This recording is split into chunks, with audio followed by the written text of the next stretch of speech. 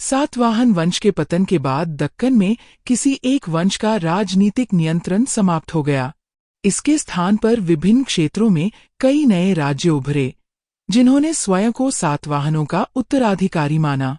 उत्तरी महाराष्ट्र में अभीर वंश का उदय हुआ।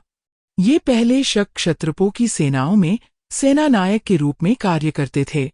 तीसरी शताब्दी ईस्वी के मध्य में ईश्वरसेन ने अभीर राज्य की स्थापना की और 248-49 ईस्वी में एक नए संवत की शुरुआत की, जो आगे चलकर कलचुरी चेदी संवत के नाम से प्रसिद्ध हुए। महाराष्ट्र के विदर्भ क्षेत्र में शीघ्र ही वाकाटक वंश का प्रभुत्व स्थापित हो गया।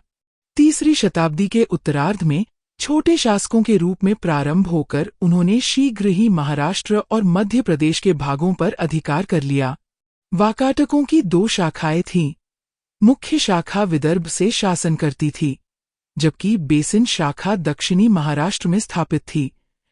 वाकाटक वंश का सबसे प्रसिद्ध शासक प्रवसेन प्रथम थे, जिन्होंने सम्राट की उपाधि धारण की। उन्होंने अनेक वैदिक यज्ञ किए और ब्राह्मणों को भूमिदान दिए।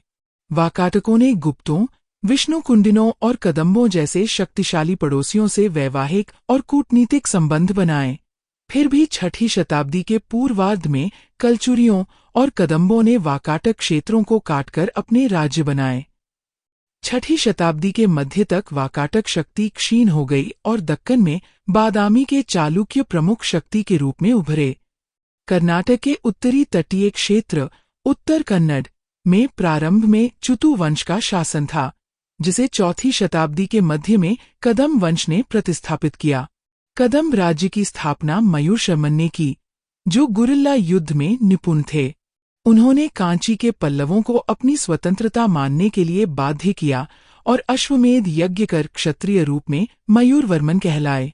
कदम राज्य शीघ्र ही दो शाखाओं में विभाजित हो गया, जिनकी राजधानियां वैजयंती, बनवासी और पालासिका, हालसी थी। दोनों शाखाओं में निरंतर संघर्ष रहा और वे पल्लवों, पश्चिमी गंगों तथा विशेष रूप से चालुक्यों के दबाव में रहीं।